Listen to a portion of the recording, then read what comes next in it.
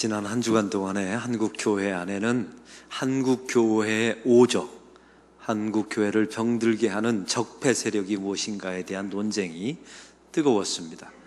조선일보에 루터교회 목사님이 한국 교회에 와서 30년 동안 목회한 그 조선일보에 나온 한국 교회의 오적에 대한 글이 저의 마음을 감동시켰습니다. 그 목사님은 외국 사람입니다. 루터교회이죠. 종교개혁 500주년 아닙니까? 한국교회 안에서 목회하면서 한국교회를 병들게 하고 힘들게 하는 5가지 적을 다음과 같이 말했습니다. 예배에 형식만 남아있는 형식적인 예배, 그 안에 감동과 하나님의 강력한 임재는 사라지고 형식만 남아있는 한국교회 예배를 첫 번째로 꼽았습니다. 두 번째는 세속주의와 기복주의, 복을 추구하고 천국을 소망하며 살아야 되는데 한국교회 교인들은 이 세상을 추구하며 사는 교인들이 되어 있더란 말이죠. 또한 세 번째는 교권주의였습니다. 교회 직분이 권력화되어 있고 세력화되어 있는 것. 그래서 교회 직분은 누군가를 섬기고 하나님의 교회를 받드는 데 쓰여져야 되는데 누구 위에 군림하는데 한국교회 직분이 쓰여지는 이 교권주의를 네 번째로 꼽았습니다. 그리고 마지막에 하나 더 든다면 이 목사님께서 한국교회의 적은 적폐 세력의 가장 중요한 문제는 목사들의 문제이다 라고 그 목사님이 정확하게 짚어내었습니다. 저는 이 내용에 전적으로 동의합니다. 한국교회가 만약 힘들어졌다면 그 문제 안에, 중심 안에 목사들이 있다는 사실을 저는 아주 통렬하게 인정합니다. 그런데 만약에 저한테 한국교회를 힘들게 하고 병들게 하는 오적 가운데 하나를 더한다면 저는 다음과 같이 생각합니다. 그것은 바로 성령님에 대한 오해와 왜곡입니다. 바로 우리가 알고 있는 그 성령님에 대한 오해와 왜곡이 한국교회를 힘들게 만들었다는 사실이지요. 저는 목회를 하면서 성도들에게 이런 질문을 자주 합니다. 성도님은 구원을 받았습니까? 근데 성도들이 금방 예라고 대답하는 사람들이 극히 드물어요. 약간 머뭇하다가 예라고 대답합니다. 그럼 저는 궁금해요. 그 사이에 도대체 뭘 생각했을까? 왜 주저했을까? 아마 분명히 이런 생각이 들었을 겁니다. 내가 요즘 지은 죄가 많은데 하나님의 구원이 혹시 취소되지는 않았을까? 여러분 혹시 이런 마음 가져본 적은 없습니까? 우리가 구원이라는 것은 그렇습니다. 나의 행위와 나의 업적에 따라, 나의 도덕에 따라 주어진 것이라면 우리가 죄를 지으면 취소당에 마땅하죠. 그러나 구원이라는 것은 그런 것이 아닙니다. 전적인 하나님의 타자, 하나님의 은혜에 의하여 선택받고 구원받았기 때문에 하나님께서 우리에게 주어주신 구원과 믿음은 결코 취소되지 않음을 여러분 믿으시기 바랍니다.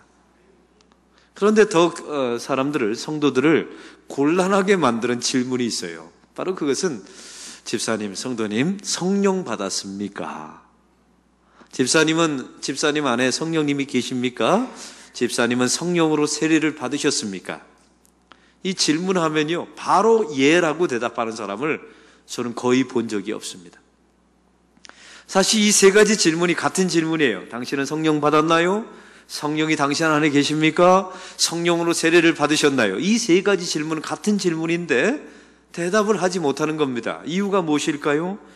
바로 거기는 성령에 대한 오해 때문입니다. 우리는 성령님 하면 첫 번째 드는 생각이 기도원, 또 부흥회 이런 것을 생각해요. 여러분 이런 것들은 성령과 관련이 없습니다. 어떤 사람은 방언과 예언, 또 뜨거워지는 것 이런 것을 성령님과 연관시켜 생각합니다. 이것은 성령님에 대한 완전한 오해입니다. 우리 성령님께서 이런 거 하시려고 이 땅에 오신 분이 아니에요. 방언 받았다? 여러분 예수 믿은 후에 방언 받을 수 있죠. 그건 은사라고 말합니다. 다음 주일날 제가 말씀을 다룰 내용입니다. 우리는 또한 신학적인 무지 때문에 그렇습니다. 성령님에 대한 신학적인 무지 때문에 우리는 변증도 못하고 대답도 못하고 아까 성령 받았습니까? 성령이 계십니까? 성령으로 세례를 받으셨습니까? 물으면 대답조차 못하는 그런 미숙한 성도가 되어버리고 맙니다. 오늘 말씀을 통해서 우리는 이런 문제를 완벽하게 해결하기를 원합니다.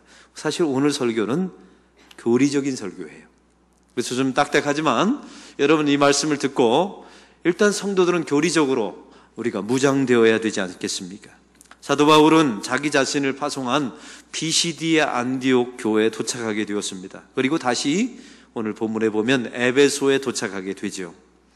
여러분, 에베소에서 어떤 일이 있었습니까? 사도 바울이 2차 전도 여행 중에 에베소에 갔을 때 유대인들의 환대를 받습니다. 아주 독특한 일이었죠. 유대인들이 회당에서 더 머물러 달라고 말합니다. 이때 사도 바울이 사도행전 18장 21절에 말합니다. 하나님의 뜻이 있으면 내가 다시 돌아오게 될 것이다 라고 말했습니다.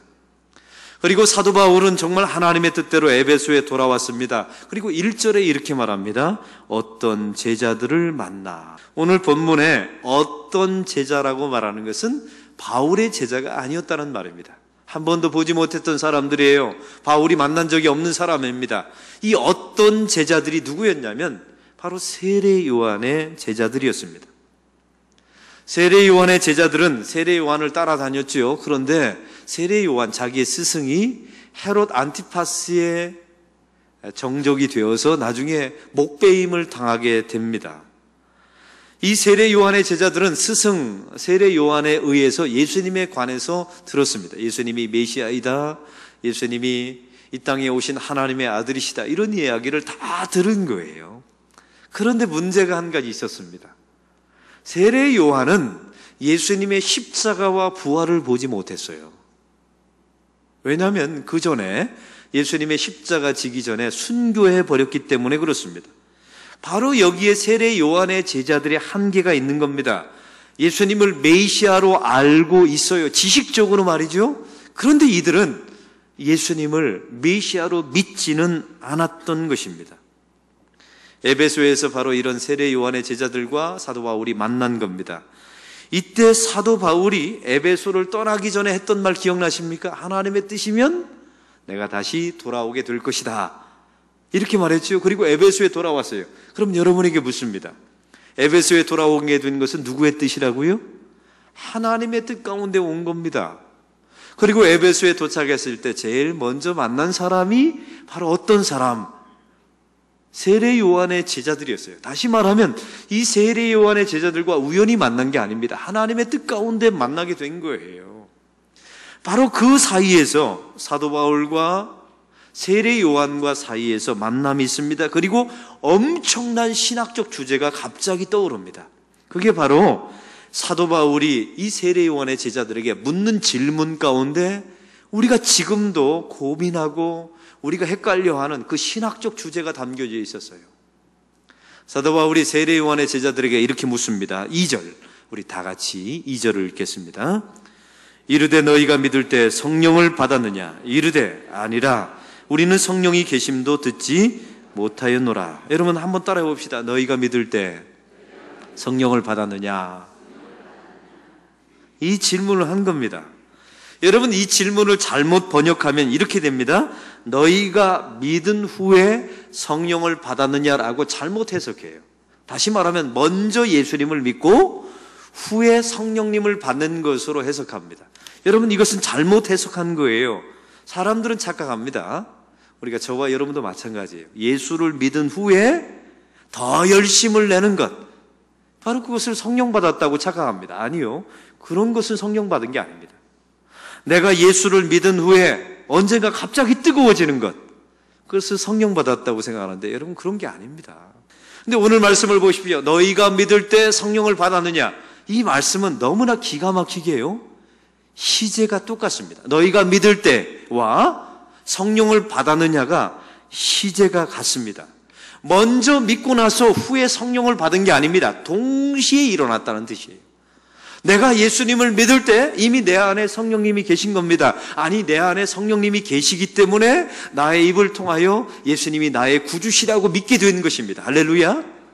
여러분, 그러므로 예수님을 믿는다는 말은 성령을 받았다는 말과 똑같은 겁니다. 예수님을 나는 믿습니다라는 말은 나는 이미 내 안에 성령님이 계시다는 말과 똑같아요. 나는 예수님을 믿습니다. 이것은 나는 성령으로 세례를 받았다는 말과 똑같습니다. 그래서 고린도전서 12장 3절은 이를 이렇게 말합니다. 들어보십시오. 또 성령으로 아니하고는 누구든지 예수를 주라 말할 수 없느니라. 사랑하는 성도 여러분, 저와 여러분의 입술을 통해서 예수님은 나의 구주십니다, 나의 하나님이십니다 라고 말했다면 그것은 동시에 여러분 안에 성령님이 계시다는 증거라는 것입니다. 여러분 성령님이 계시기 때문에 나의 입술을 통해서 예수님은 나의 주님이십니다, 나는 내 인생의 하나님이십니다 라고 고백할 수 있게 된다는 거예요. 여러분 베드로의 고백을 기억하십니까? 베드로가 예수님께 주는 그리스도이시요 살아계신 하나님의 아들입니다 라고 고백하죠. 이때 예수님께서 이렇게 말씀하십니다. 바요나 시모나 내가 복이 있도다. 이를 알게 한 이는 내 안에 계신 하나님 아버지시라고 말합니다. 사람은요 자기 노력과 의지로 예수님을 나의 구주, 나의 하나님이라고 고백할 수가 없어요. 내 안에 하나님 아버지가 계셔야 그분의 입술을 터지게 하시사 그 고백이 나오게 되는 것입니다. 그래서 너희가 믿을 때와 성령을 받았느냐는 동일한 시제로 다루어진 거예요. 우리가 노력한다고 해서 회개가 터져 나오는 게 아닙니다. 내 안에 성령께서 탄식의 영이 계셔야, 탄식하게 해주셔야 내 입술을 통해서 회개가 터져 나오는 거예요. 여러분 베드로와 예수님과 만났던 첫 번째 장면 기억나십니까? 베드로가 밤새도록 업으로 고기를 잡고 있었어요. 그때 우리 주님께서 나타나셔서 저 배 오른편에 던지라 던졌죠. 그물이 찢어질 정도로 잡았습니다. 이때 베드로가 예수님께 했던 첫 번째 말 기억나십니까? 저 같으면 분명히 이렇게 말했을 것 같아요. 오늘 수지 맞았다. 우리 예수님 반타작 합시다. 절반은 예수님 같고 절반은 우리가 같고, 주님 이렇게 고기를 많이 잡게 해주시다니 오늘 한번 잔치합시다. 저는 분명히 논리적으로 말하면 이렇게 말해야 돼요. 그런데 베드로가 했던 말 이렇게 기억합니다. 주여 나를 떠나소서, 나는 죄인입니다. 이거는요 여러분 세상에 어떤 논리도 설명할 수 없는 말씀이에요. 예수님과 베드로가 만나는 순간에 그 안에 성령께서 임하신 것입니다. 그래서 그의 입술을 통하여 이 세상에서 단 한 번도 나오지 못했던 말, 주여 나는 죄인입니다, 나를 떠나소서, 이렇게 말할 수밖에 없었던 것이죠. 사랑하는 성도 여러분, 너희가 믿을 때 성령을 받았느냐, 이건 동시에 이루어지는 사건입니다. 여러분 안에 성령님이 계시기 때문에 믿은 거예요. 여러분이 믿었다고 말하는 것입니까? 그러면 여러분 안에 이미 성령님이 계신 줄로 믿습니다. 그러므로 저와 여러분이 예수님을 나의 구주, 나의 하나님으로 믿게 된 것은 엄청난 기적이에요. 이건 신비요 하나님의 계시입니다. 하나님이 우리를 찾아왔기 때문에 믿었기 때문에, 아니 내 안에 성령님이 계시기 때문에 이게 가능한 것입니다. 세례 요한의 제자들 보십시오. 예수님에 대해서 들은 사람들이에요. 근데 이들의 지식은 지식에 불과했던 겁니다. 예수님을 믿은 게 아니었어요. 그러므로 그들 안에 성령님이 계시지 않았죠. 이때 사도 바울이 이렇게 합니다. 5절의 말씀을 한번 다 같이 읽겠습니다. 그들이 듣고 주 예수의 이름으로 세례를 받으니. 여러분 이 말씀은요 이제 안수하고 주 예수의 이름으로 세례를 사도 바울이 베풀었죠. 그 세례 요한의 제자들에게. 근데 이 말씀은요 우리가 단순히 어떤 지금으로 말하면 주일날 드려지는 세례 예식을 베풀었다 그런 의미가 아니에요. 주 예수의 이름으로 세례를 베풀었다라는 본래 신학적인 의미는 이 순간에, 안수하는 순간에, 세례를 주는 순간에 이 제자들이, 세례 요한의 제자들이 예수님을 나의 구주, 나의 하나님으로 영접하게 됐다는 의미입니다. 어떻게 영접하게 되었을까요? 동시에 믿는 순간에 성령이 임하신 거예요. 아니 성령이 임하셨기 때문에 믿게 되신 겁니다. 바로 이 사건이 벌어지게 된 겁니다. 그래서 사도 바울의 세례와 안수를 통해서 하나님의 영, 성령께서 임하시게 된 거죠. 그래서 6절은 이렇게 말합니다. 6절을 읽겠습니다. 바울이 그들에게 안수하매 성령이 그들에게 임하심으로 방언도 하고 예언도 하니. 안수하는 순간에 성령이 임했죠. 아까 예수의 이름으로 세례를 베풀었습니다. 그 말의 의미는 예수님을 영접할 때 성령이 임했어요. 동시에 임한 겁니다. 아니 성령이 임하셨기 때문에 그들이 주 예수의 이름으로 세례를 받고 예수님을 영접하게 된 줄로 믿습니다. 사랑하는 성도 여러분, 여러분은 예수님을 영접하셨습니까? 여러분 안에 성령님이 계신 줄 믿으시기 바랍니다. 여러분 안에 성령님이 내주하심을 믿으시기 바랍니다. 여러분은 성령으로 세례를 받았습니다. 성령을 받았느냐라고 물으면 예. 여러분 안에 성령님이 계십니까? 여러분은 성령으로 세례를 받으셨습니까? 대답이 적으면 다시 처음부터 설교 다시 하겠습니다. 여러분, 이 문제 해결하려고 제가 여러분 이것은 담임 목사의 어떤 주장이나 이런 이야기가 아니에요. 성경의 근본에서 성경이 우리에게 전하는 정확한 교리이며 메시지인 것입니다. 이런 성령의 임재, 예수님을 나의 구주, 나의 하나님으로 고백하게 되면 성령님이 계시잖아요. 이런 사람에게는 성화의 삶이 펼쳐집니다. 삶이 변화되어져요. 완벽하게 변화되지는 않지만 점차 변화되어지는 것 몇 가지를 소개합니다. 여러분 안에 성령님이 계십니다. 예수님을 믿으시고 구주로 영접하셨죠. 믿어지고 있다면 성령님이 계시면 다음과 같은 놀라운 변화가 일어납니다. 첫 번째는요, 성령님은 예수의 영이십니다. 따라해 봅시다. 성령님은 예수의 영이십니다. 여러분 이것의 신학적인 의미는 이렇습니다. 예수의 영이시라면 이 성령님의 역할은 예수님을 드러내고 높이는 거예요. 그래서 저와 여러분이 예수님을 나의 구주, 나의 하나님으로 믿었습니다. 이렇게 고백하고 죽을 때까지 살아가는 동안에 여러분이 지금까지 나 자신을 자랑하고 나 자신을 드러내요. 어떤 경우는 그렇죠. 나 때문에 내가 성공한 거야. 여기까지 온 것은 내가 노력을 많이 하고 내가 교회를 섬겼기 때문이야. 이건 자기 숭배교를 믿는 사람이에요. 근데 예수님을 진짜 믿고 동시에 그 안에 성령님이 계신 사람들은 놀라운 변화가 일어납니다. 예수님을 드러내요. 예수님을 높입니다. 예수님의 거룩하심을 그의 삶을 통해서 드러납니다. 예수님의 인자하심을 드러냅니다. 할렐루야. 여러분 우리 교인들 보면요, 전도할 때 보면 교회를 자랑하는 분이 계세요. 우리 교회는 몇 명이 모입니다. 이제 비전센터 주실 겁니다. 우리 목사님 좋습니다. 이건 초짜예요. 신앙이 점점 깊어가면 깊어갈수록 여러분 안에 성령님이 계시다면 이렇게 바뀌어야 합니다. 예수님을 드러내고 예수님을 높이셔야 합니다. 저는 교회를 오래 다니고 교회에 직분이 있고의 문제가 아니에요. 어떤 교회를 보면요, 50년, 40년, 50년 교회를 다녔는데 말만 하면 자기 자랑, 말만 하면 자기를 드러내고 자기의 존재를 과시하고, 이건 미숙한 겁니다. 제가 그런 분들을 보면 항상 이런 기도해요. 하나님은 저는 저렇게 늙지 않게 해주세요. 저건 저주이며 비극이잖아요. 내 안에 성령님이 계시면, 예수님을 믿었잖아요. 그러면 내 안에 성령님이 계시잖아요. 그 성령님은 예수의 영이에요. 그러면 예수님을 드러내고 높여야 되는 것 아닙니까? 입만 열면 예수님이 하신 겁니다. 예수님 덕분이지요. 예수님 만나서 수지 받은 겁니다. 제가 영광이지요. 이건 예수님의 기적입니다. 이런 말을 해야 되는 것 아니에요. 여러분 테니스 치면요, 너무 놀라운 성적이 나올 때 대부분의 사람 이건 재수야라고 그래요. 당신 놀랍습니다 하면 이건 재수입니다. 그때마다 예수 믿는 사람들은 이렇게 말해야 돼요. 이건 예수님의 은혜입니다. 할렐루야. 여러분 그렇게 해서 여러분의 삶이 바뀌어 가야 돼요. 왜? 우리 안에는 성령님이 계시니까요. 또한 두 번째 변화가 일어납니다. 여러분 성령님은 이 땅에 오셨습니까? 디아스포라, 핍박받고 고난받는 제자들이 다 흩어지게 되었지요. 고난당하고 골방에 숨고 순교당하는 상황 속에 있었어요. 그런데 육체적인 예수님을 가지고 있는 예수님은 곳곳에 나타나서 함께할 수가 없는 겁니다. 왜요? 제자들이 다 흩어져 있으니까. 그 흩어져 있는 제자들에게 시간과 공간 제약 없이 만날 수 있는 것은 딱 한 가지 방법밖에 없었어요. 육체를 가지신 예수님은 승천하시고 영이신 예수의 영께서 오신 겁니다. 그게 바로 성령님이세요.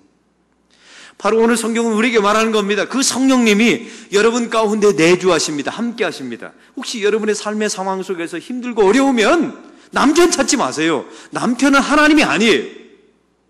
여러분이 힘들고 어려우면 자꾸만 사람에게 찾아가서 무엇인가를 구하는 분들이 계세요. 그 사람은 사람일 뿐이지 여러분의 영적인 문제를 해결해 주지 못해요. 여러분 안에 이미 계신 성령님을 찾으셔야 합니다. 할렐루야. 내 안에 성령님, 제가 이렇게 외로운데 성령님 저를 위로해 주세요.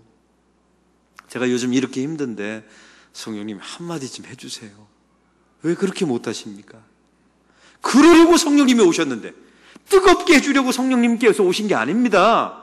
방언이나 하려고, 예언이나 하려고 오신 게 아니에요. 성령님은 여러분 안에 내주하셔서 여러분의 삶이 힘들고 곤고할 때마다 위로하시려고 네가 사도다, 내가 하나님의 자녀이다, 힘내, 힘내, 힘내. 성령님께서 그 역할을 하시려고 우리 안에 내주하시는데 왜 그 성령님과 교제를 하지 않으십니까? 또한 세 번째 이유가 있어요. 우리 삶 가운데 변화되어지는 세 번째 모습은요, 예수님의 사역을 보세요. 예수님 성경에 나타난 모든 사역은 이미 다 과거입니다. 그 과거는 능력이 없어요. 베드로의 삶을 보세요. 베드로가 예수님의 기적 다 따라다니면서 보았습니다. 야이로의 딸이 사는 것도, 나사로가 죽었다 살아나는 것도 보았어요. 모든 기적을 다 본 사람이 베드로예요. 근데 베드로가 어떻게 되었습니까?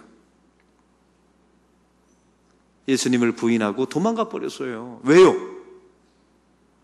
그 예수님께서 보여주셨던 모든 기적 속에 하나님의 의미를 깨닫지 못했던 겁니다. 이분이 진짜 메시아이며 하나님의 아들 되심을 그는 전적으로 믿지 않았던 거예요. 그런데 초대교회를 보세요.